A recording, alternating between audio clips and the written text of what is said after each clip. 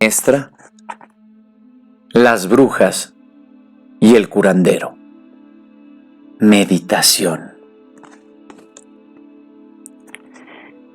Aquella esfera luminosa del tamaño de un melón dejó de mostrarse de manera regular cuando yo ya había cumplido los 18 y estudiaba teatro en la universidad.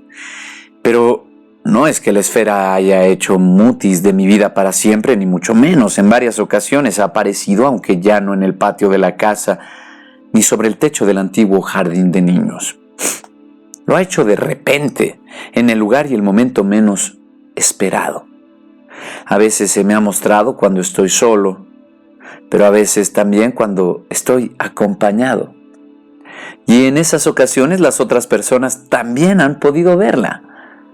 Hoy mismo podría aparecer frente a mí.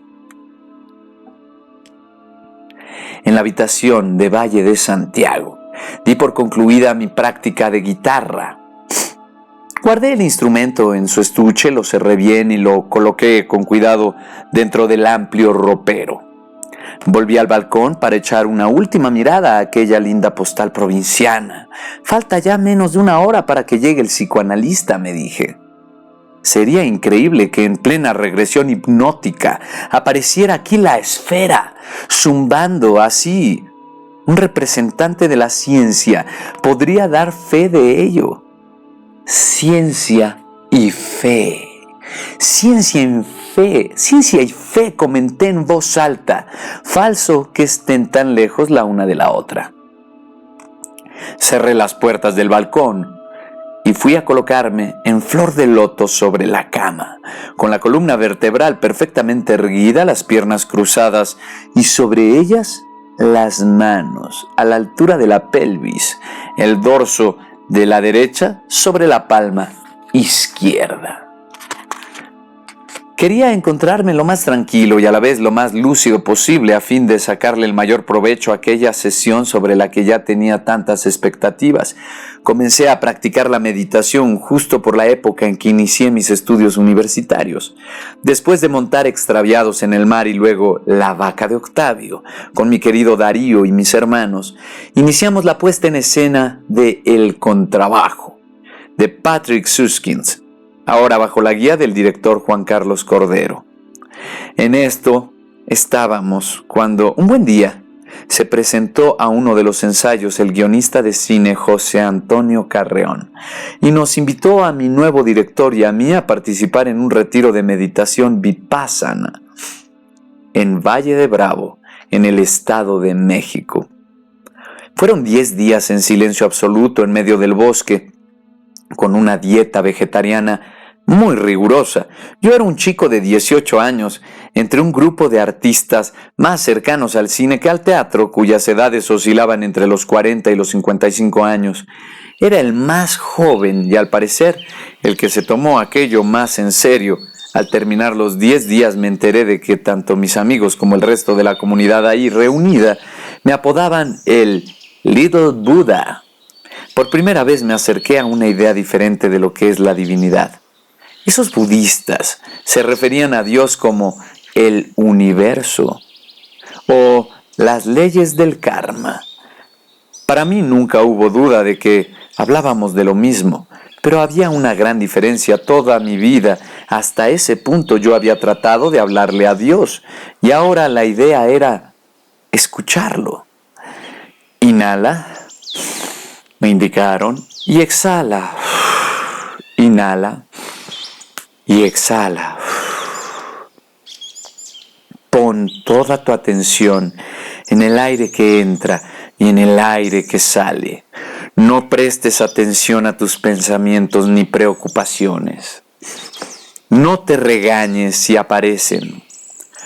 Solo ve pasar esas imágenes, ve pasar esos sonidos. No retengas nada. Todo surge para desaparecer. No te muevas. Permanece así, sentado en flor de loto mínimo durante 60 minutos. No muevas nada. No te rasques. No te acomodes. El dolor pasará. Son samskaras. Samskaras por resolver. Deja que se disuelvan. Ten paciencia, no reacciones, solo observa, solo siente. No pienses, el aire entra y sale. Tu atención está ahí, pero aún si logras meditar es otra cosa. Aún si lo logras, meditar es otra cosa. En realidad, difícilmente puedo decir que en aquel retiro logré alcanzar el estado de meditación, pero aún así fue una experiencia trascendente. Estaba concentrado en una lucha por resistir el dolor y cómo me dolía. Ni de lejos pude trascender el sufrimiento convirtiendo el dolor en estado de dicha.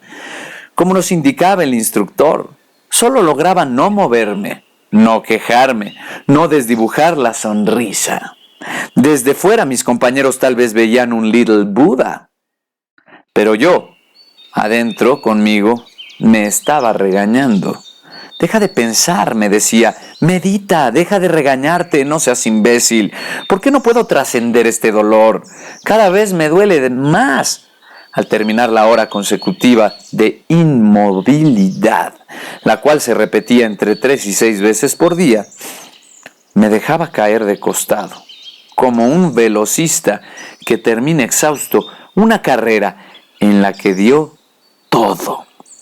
Como si se tratara de aguantar y no de meditar.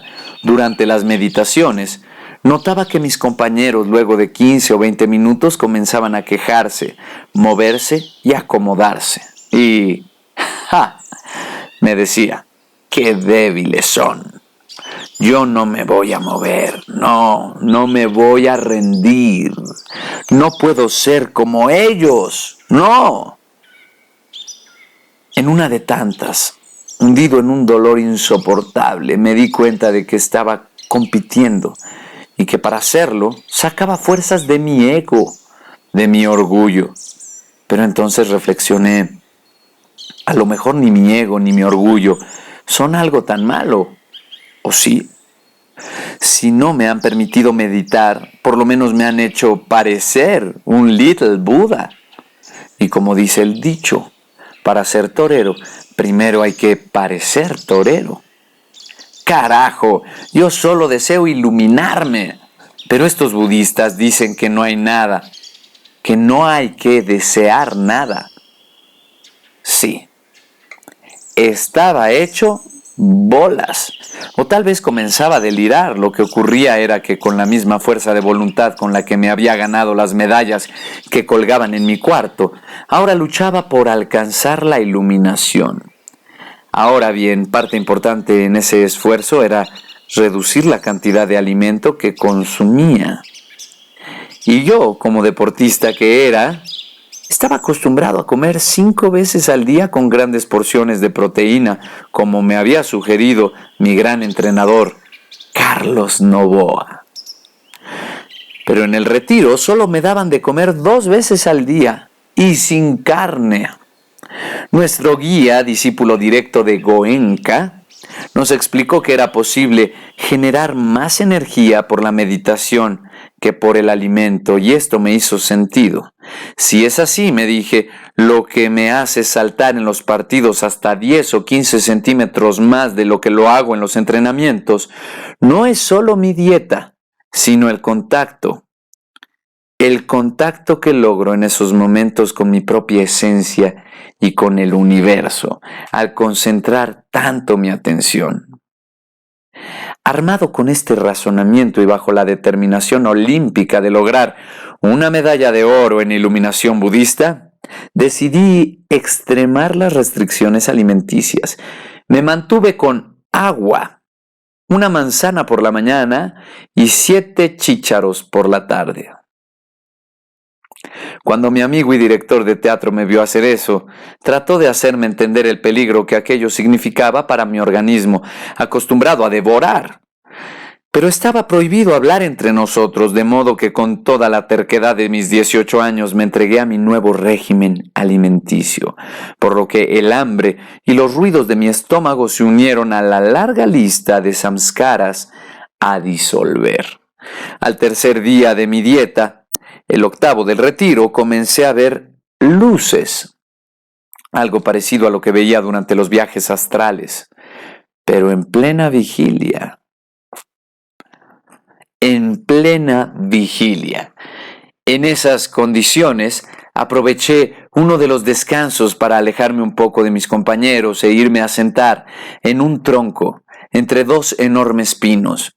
De pronto, una lagartija, sí, una lagartija, sacó su cabecita de entre las rugosidades de la corteza de uno de ellos. Le sonreí.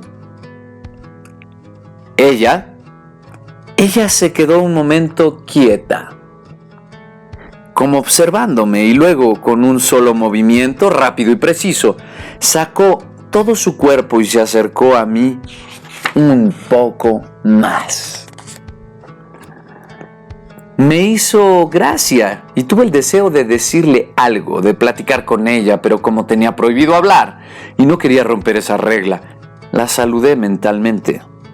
«Hola», le dije, y en respuesta ella volteó su cabecita y dirigió su mirada directo a la mía. Una mirada inteligente. «¿Me escuchas?» «No», dijo. Yo extrañamente no me sobresalté. «No te puedo escuchar porque estás en silencio». ¿Me estás hablando? ¿Tú? ¿Una lagartija? No, yo también estoy en silencio. Pero nos estamos comunicando. Sí. Y en español. ¿Qué es eso? El idioma que hablamos. ¿Qué es idioma? Y seguimos así por un rato hasta que tuve que retirarme para seguir con mis actividades. Quedamos de vernos al siguiente día, en el mismo tronco, a la hora en que el sol está justo en medio del cielo. Y así sucedió. Nos encontramos 2 veces más y conversamos sin abrir la boca acerca de cuántas cosas nuevas hay por descubrir en el mundo y en la vida de los otros. Durante ese tiempo, las lucecitas a mi alrededor incrementaron más y más su presencia. Al final nos despedimos sabiendo que ya no volveríamos a vernos. Luego de la experiencia con la lagartija, en un par de ocasiones pude ver a la esfera luminosa, zumbando discretamente, ubicada en lo alto, sobre un pequeño cerro pegado al campamento. El último día, algunas meditaciones, que como yo ya he dicho eran siempre de 1 hora, las sentí eternas, como de 8 horas, y otras como si hubieran durado solo 5 minutos. Definitivamente no me sentía bien, estaba muy débil y cansado. Pero solo así hasta entonces fue que empecé a disfrutar mis intentos por meditar. Las últimas 2 sesiones de plano me quedé dormido en flor de loto, y cuando desperté de la última experimenté algo parecido a lo que muchos describen al relatar sus experiencias con los hongos alucinógenos o el LSD. Cuando cerraba los ojos, veía los colores del arco iris en una espiral que parecía respirar. Cuando los abría, el cuarto de meditación, sus paredes y techos también parecían respirar, y las auras de mis compañeros radiaban en múltiples colores. Yo, claro, pensé que me estaba iluminando, pero no era la iluminación, y así lo entendí cuando, con los ojos cerrados, comencé a escuchar el tema musical de la película de Batman del 89. Al inicio el volumen era muy bajo, pero fue subiendo hasta hacerme sentir rodeado por la orquesta sinfónica que lo interpretaba. Y siguió subiendo hasta que mis tímpanos llegaron casi a estallar. En ese punto abrí los ojos y lo que vi no fue una orquesta, sino a Alex Lora, el rockstar mexicano, ataviado con su playera de la Virgen de Guadalupe y empuñando su legendario bajo eléctrico que tiene la forma de una mano haciendo una seña obscena. Pero no era un Alex Lora, eran cientos, todos vestidos igual y con su bajo de la manita, Me rodeaban y eran ellos los que interpretaban aquel sombrío y ensordecedor tema musical. Delirium tremens, dije en mis adentros. Recordé a mi padre, pensé que tal vez algo así fue lo que vio el día en que atacó a mi madre con un cuchillo. A veces, recordé, no reaccionar es la mejor forma de actuar. Volví a cerrar los ojos y me concentré en no moverme, en quedarme ahí, sin atacar a nadie. El retiro concluyó, regresé a la ciudad y a mi dieta normal. Fue una de las noches siguientes, mientras cenaba los tacos al pastor más deliciosos que alguna vez probé, cuando decidí que sí, que incluiría la meditación en mi vida cotidiana. Convicción que he seguido hasta el día de hoy.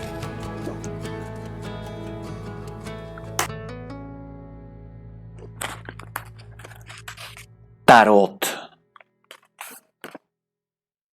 Sentado en flor de loto sobre la cama de mi habitación en Valle de Santiago, me fue particularmente difícil entrar en estado de meditación.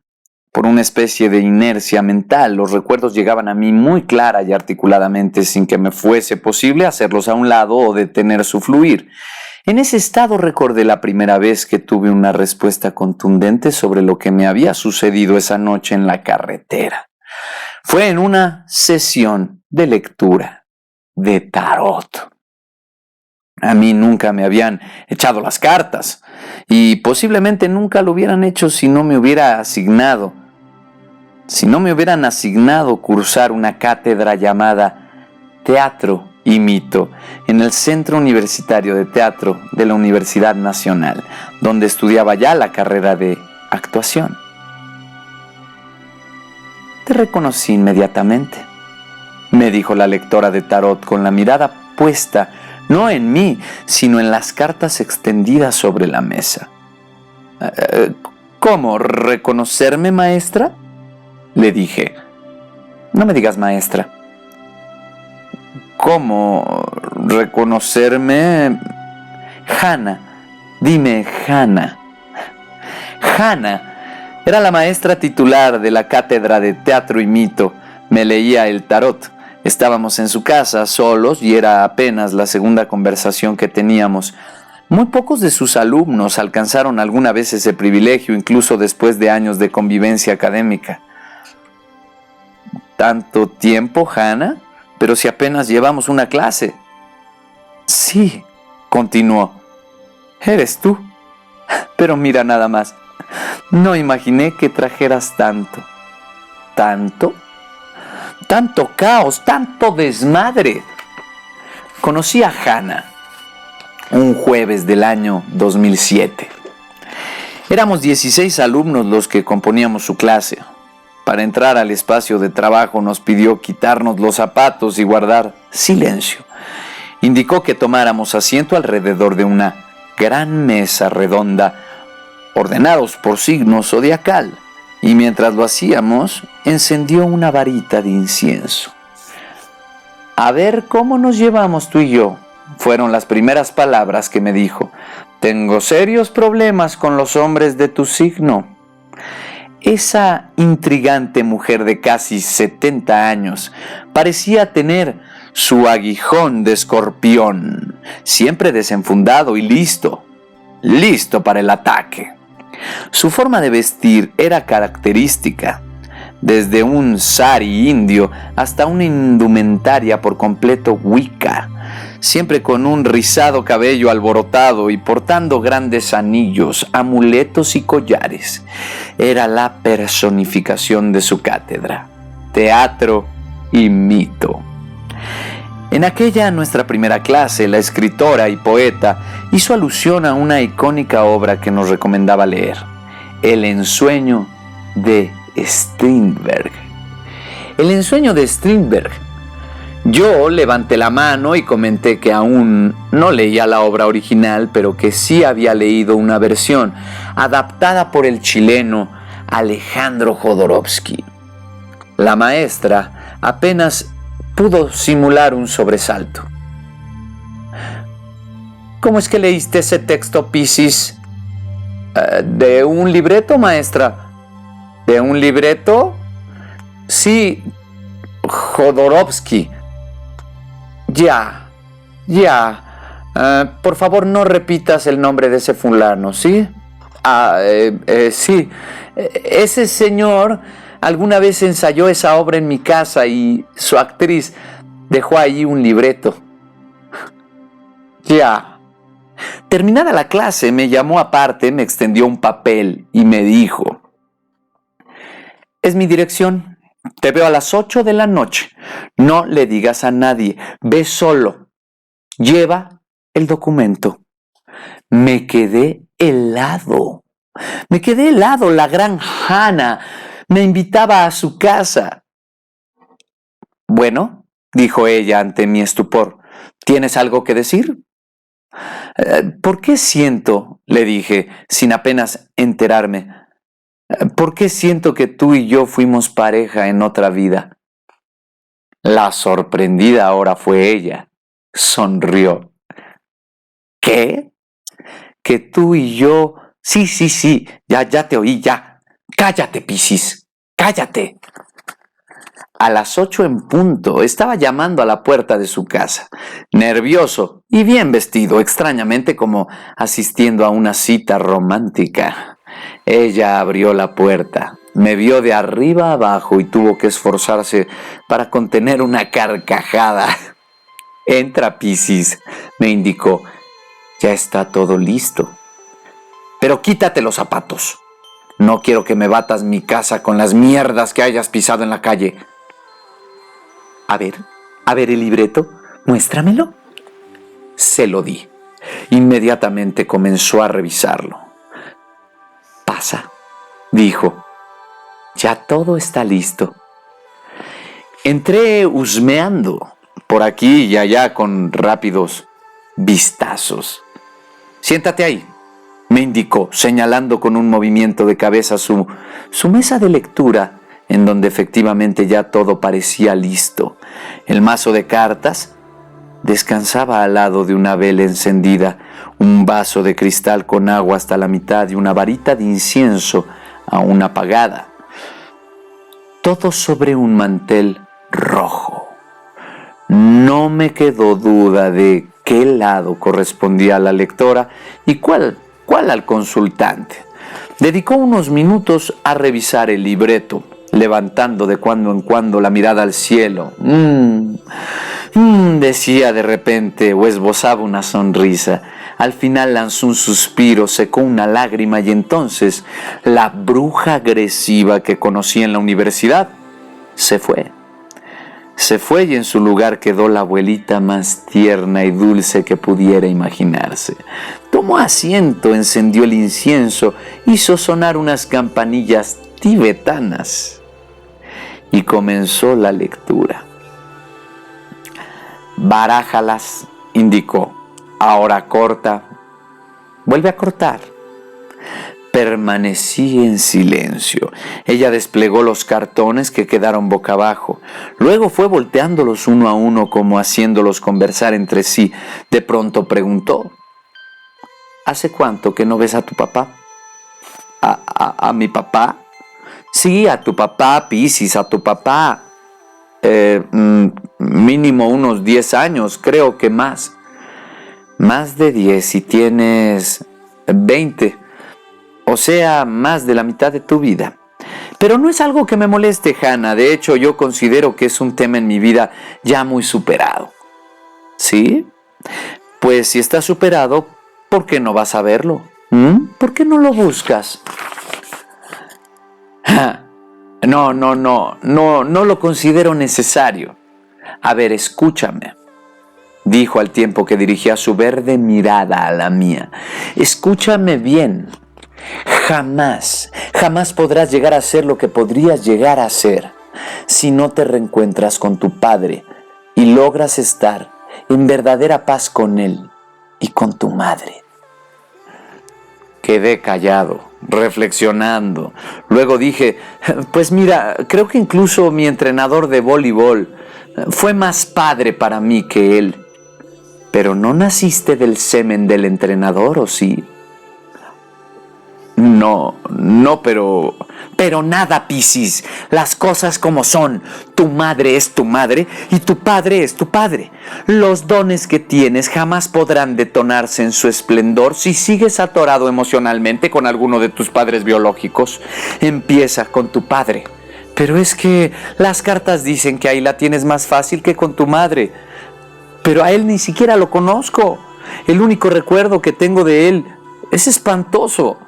Y la verdad no me interesa. A mí lo que me interesa es lo que te interesa, me dijo con cierto dejo de ironía, luego de echar un ojo a las cartas. Lo que te interesa y te detiene es algo que pasó en una carretera, ¿cierto? Yo ya no me sorprendí. Por lo visto, Hannah podía verlo todo en aquellas enigmáticas figuras. Solo quiero saber, dije, saber si lo de la carretera pasó. ¿Lo dudas? Al contrario, estoy seguro de que pasó. Entonces, bueno, quiero saber si los extraterrestres existen. Quedé en silencio. Tenía mucho que decir, pero nada articulado. ¿Qué sucede, Piscis? Claro que existen, pero todo ese caudal de preguntas respecto a ellos está ahí en tu alma para alejarte de tu verdadero camino. Claro, no lo ves. Cada que te lo preguntas, Piscis, entre más quieres saber, más te alejas de tu camino.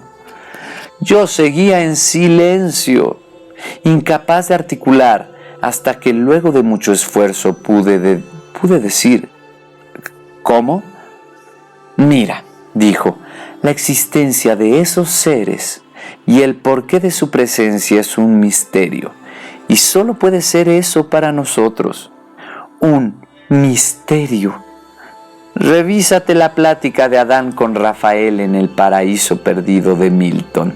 Lo que buscas está fuera de tu alcance. ¿Cómo piensas que puedas saber quiénes son ellos si ni siquiera sabes quién eres tú mismo? Silencio. No pude articular ya ni un monosílabo, pero no porque mi cabeza estuviera vacía, sino todo lo contrario. Lo que debes saber, Piscis, ya te lo dije. Ve y conoce a tu papá. Conócelo y haz las paces con él. Eso te dará más luz que seguir pensando en tus ovnis.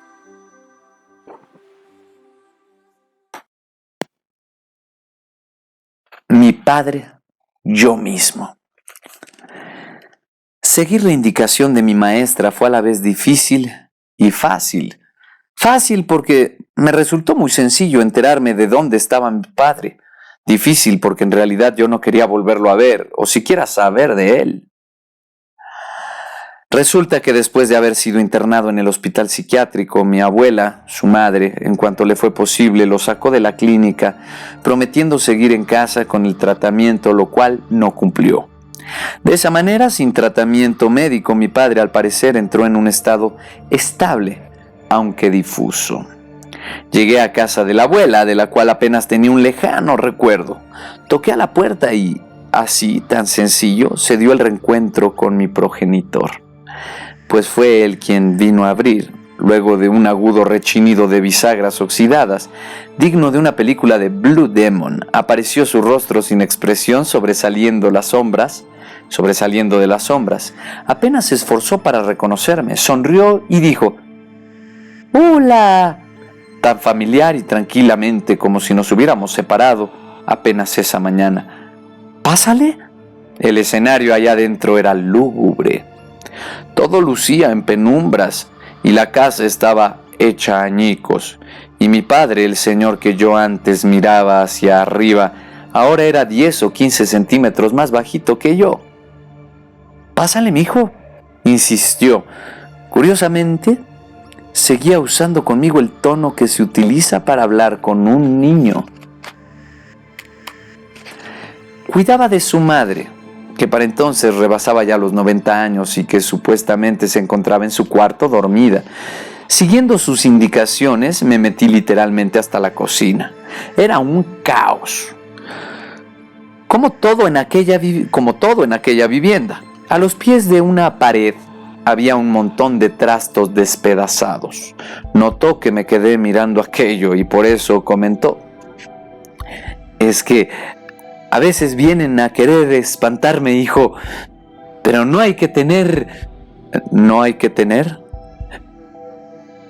miedo. No hay que tener miedo. A mí a veces me sigue dando, pero no hay que tener, mira. Y me acercó un plato y una taza, ambos de peltre blanco, ambos despostillados.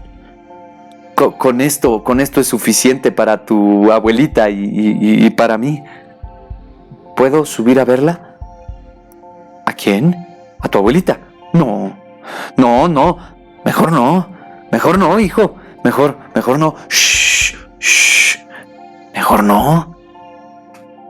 Me resultó increíble el parecido de nuestras manos y la forma de moverlas. Definitivamente era como verme a mí mismo 40 años más viejo y totalmente fuera de mis cabales. Pero no me resultaba repulsivo, al contrario, había algo conmovedor en su mirada, en su sonrisa. Shh. Mira, ven, vamos a ver. Vamos a que veas mi altar, pero no vayas a hacer ruido, ¿eh? No se vaya a despertar tu abuelita. No, papá. No, y no vaya a enterarse de que te lo enseñé. Supuse que enfrentaría algo similar a las paredes tachonadas con símbolos indescifrables que recordaba de aquel día funesto de mi infancia. Pero no. La habitación de mi padre, en contraste con el resto de la casa, se encontraba perfectamente limpia y ordenada, y el dichoso altar consistía en una especie de collage montado con fotografías de mis hermanos, de mí mismo y de mi madre embarazada. ¿Sí o no está bonito? Sí, papá. Mira esta foto. ¿Es de cuando tú naciste? Oye, papá, ¿te puedo hacer una pregunta? ¿No te dije que ese día hablé con el espíritu de Santa Claus? Papá, oye,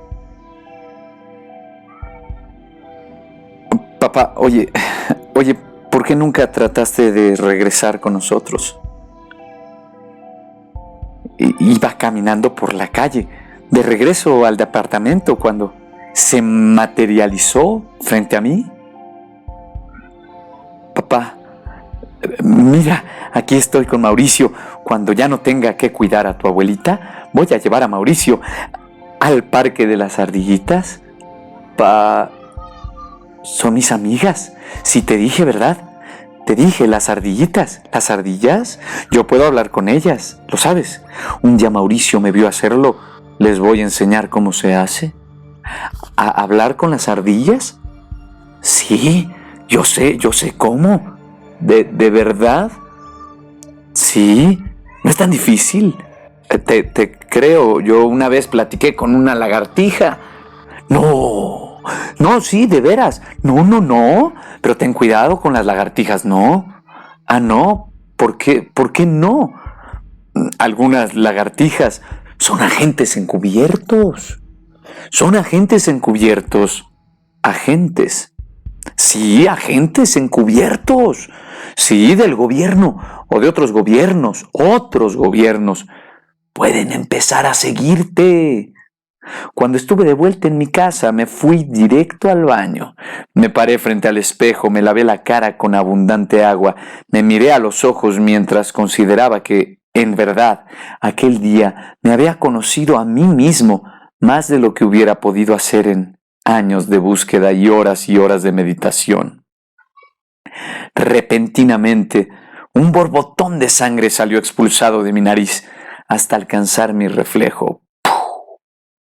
No volví a perder el contacto con mi padre. Empecé a marcarle por teléfono una vez por semana y a visitarlo habitualmente.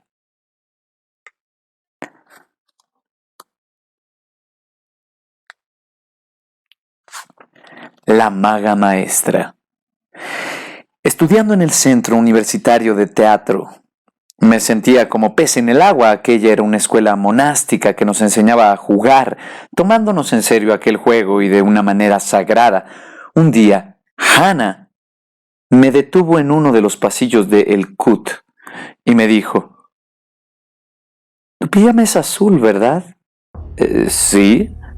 Con rayas blancas. Sí, como los... En primera, te ves ridículo. Ese tipo de pijamas ya no se usa. Y en segunda, ¿por qué llevas 2 noches yendo a mi casa a las 3 de la mañana? Se había percatado. En efecto, yo había estado allí, pero sin cuerpo.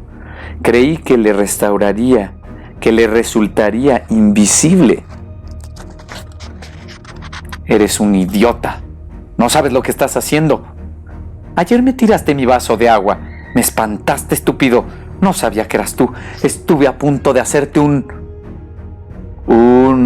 nada. ¿Y a qué fuiste? ¿A verme? ¿Te excita verme dormida? ¿Te gustan las viejitas? No, es que... es que fue sin querer, pero ¿me viste? No te vi. No te vi, pero ¿y entonces cómo sé de tu pijama? Es que yo... Ya, mira. Es que yo a veces me salgo sin querer. ¿Cómo? Desde que me hiciste la lectura de tarot, estoy muy ansioso y todas las noches salgo a ver a mi papá y a mi abuela en su casa o a ti. ¿Cómo hago para no salirme? Ay, Piscis, no sé qué es más repulsivo, que me vayas a visitar a mí o a tu abuela. En fin, coloca un espejo pequeño bajo tu cama, viendo hacia arriba, a la altura de tu almohada y ya. Pero no podemos hablar de esto aquí.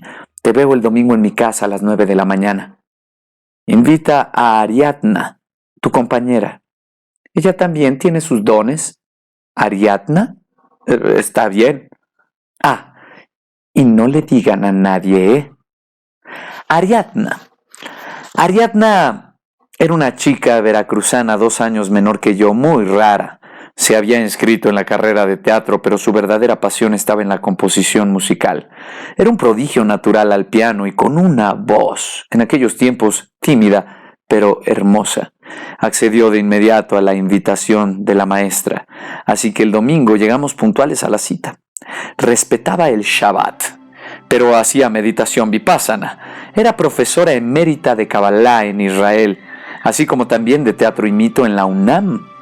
Hablaba a la perfección 6 idiomas, entre ellos el hebreo, el francés y el náhuatl. Pero en ocasiones insultaba en una jerga derivada del español, como si se hubiese entrenado para ello en el barrio Bravo de Tepito, en la Ciudad de México. Pero esa mañana Ariadna y yo no éramos los únicos invitados de la maestra.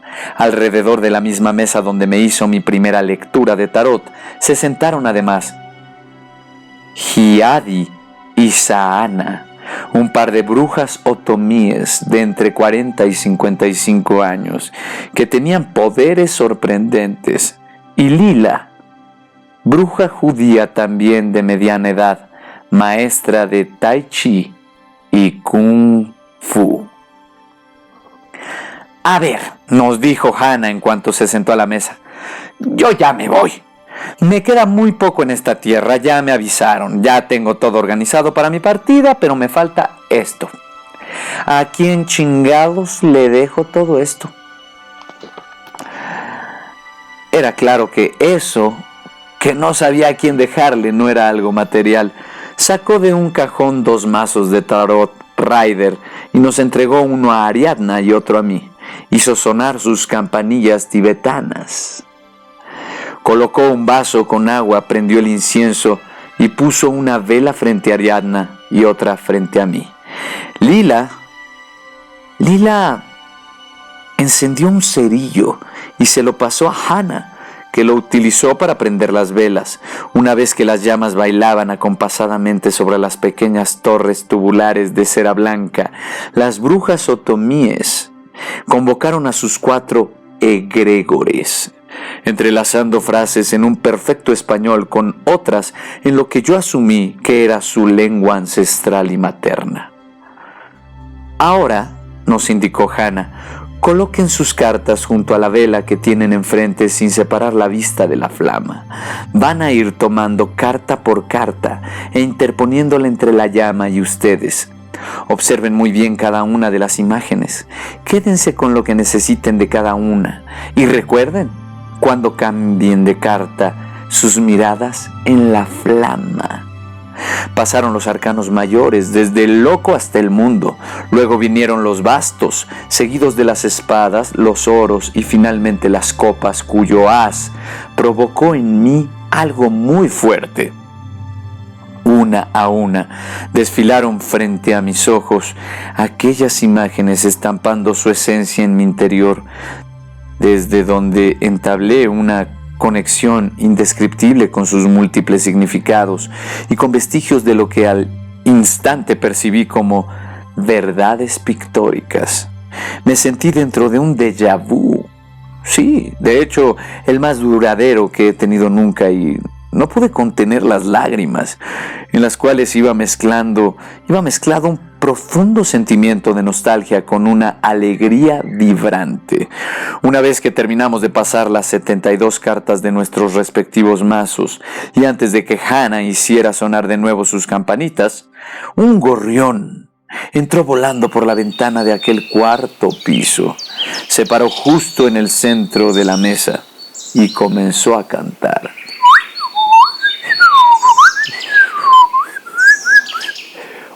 «¿Otra vez aquí?», dijo la maestra al ave. «No te esperaba hoy, aunque tampoco me sorprende que te aparezcas justo ahora». «¿Quién es?», preguntó Hijadi. «Creo que es Magdalena». «Pero podría ser alguien más». «¿Quién es Magdalena?», comenté imprudente. «¡Tú cállate! Aún no he chocado las campanas», me indicó Hannah, entre dientes y sonriendo exageradamente. Perdón, que te calles», insistió, pero no enojada, sino aguantándose la risa, como una niña chiquita. «Mira, ya hiciste que se fuera». «Perdón, ¿no entiendes?» «Sí, shh». Entonces intervino Sahana. «¿Sí es Magdalena?» «Eso supongo. Puede ser o puede no ser». Rió y luego dijo al tiempo que hacía un movimiento de cabeza para señalarme: «Mira nomás la cara que pone este». Magdalena había sido la maestra de Hannah, la gran maga Magdalena, que para entonces llevaba décadas de haber dejado aquel estuche de carne y hueso que recibía ese nombre. Las campanas tibetanas sonaron una vez más y entonces comenzamos inmediatamente nuestro entrenamiento. «Vamos a ir en orden», dijo Hannah, mientras desplegaba un calendario y comenzaba a revisarlo. «Tenemos un poquito más de 2 años, pero solo trabajaremos los domingos durante 10 horas. Así que estamos hablando de 53 domingos este año, que es bisiesto, y de 52 para el próximo. Es muy poquito, pero es mejor a nada. Llevo más de 50 años metida en esto y apenas siento que empiezo a comprender un poquito». Hannah, interrumpí nuevamente. «Disculpa, pero ¿te acuerdas que yo vine a aprender cómo controlar los viajes astrales? O sea, está interesante eso del tarot, pero la verdad es que...» «¡Ay, niño!», exclamó. «Pues te aguantas. Eres el único hombre del grupo. Ya con eso deberías sentirte honrado. No esperes. No esperes, además, un trato especial». A partir de ahí, iniciamos una rutina muy estricta que comenzaba los domingos a las 8 a.m. con 2 horas de Tai Chi y Kung Fu guiadas por Lila, en un estudio adecuado para esas prácticas a un par de a un par de cuadras de la casa de Hannah. A las 10 en punto nos trasladábamos a casa de la maestra, quien nos tenía listo el desayuno, siempre servido, literalmente en charola de plata. A las 11 iniciábamos en la mesa de lectura con las campanillas y el incienso. Durante 2 años, sin falla alguna, la maestra lideró un círculo de estudio y enseñanza esotérica que delimitaría algo así como los barandales de seguridad que a partir de entonces me dieron más libertad para realizar mis propias exploraciones y encuentros con la otredad. Los temas en los que nos sumergimos eran variados y a veces, parecían saltar sin orden, pero después entendí que aquello tenía un porqué. Analizamos una carta por semana, buscando conexiones entre los diferentes tarots: Rider, Marsella, el Bosco, Egipcio, el mítico y el de Aleister Crowley, único mazo propiedad de Hannah que no nos permitía tocar. Todo ello confrontado con las impresiones de Carl Jung. También nos internamos en los misterios de la astrología. Por una parte, estudiábamos los conceptos y legados ancestrales sobre cada uno de los 12 signos zodiacales, desde su división en los 4 elementos, sus subdivisiones entre signos cardinales, fijos y mutables, hasta la compleja configuración de las casas astrológicas, sus posibilidades y la acción de los planetas, dando como resultado un mapa extensísimo llamado carta astral. La maestra Hannah nos enseñó incluso a reconocer en el dibujo geométrico resultante de la hora y el lugar exacto del nacimiento de una persona las facultades y dificultades que la acompañarían en la vida, y no fallaba. Lográbamos reconocer personas que conocíamos del centro de teatro con tan solo observar las líneas de sus respectivas cartas astrales, que obviamente carecían de nombres escritos. Nos dejó muy claro que tanto influencias astrales como tiradas de cartas no son la sentencia definitiva para una persona, son sus tendencias, y si uno entiende las influencias externas que pueden confundir al individuo haciéndolo pensar que ha tenido buena o mala suerte para encontrarse en donde está, entonces uno puede poner a su servicio estas influencias cósmicas en vez de seguir siendo esclavo de ellas. La gente cree que los planetas nos rigen, y sí, pero también puede ser al revés. Las lecturas de tarot y las cartas astrales, que son leídas con la intención de predecir el futuro o para sorprender con detalles del pasado, no sirven para nada. Se trata de entender tanto el presente como el pasado y el futuro para modificar. Naturalmente pensarás que para modificar el futuro, pero según lo que aprendí, presente, pasado y futuro están transcurriendo al mismo tiempo en universos paralelos, y cuando una tirada de tarot o una interpretación de carta astral es bien leída y bien escuchada, pueden modificarse positivamente presente, pasado y futuro de manera simultánea. Saber por saber es delicioso, nos dijo alguna vez la maestra, pero cuando se sabe para transmutar y alcanzar el oro y el diamante, estamos en el mundo de la alquimia, y la alquimia es la puerta al paraíso, así en la tierra como en el cielo.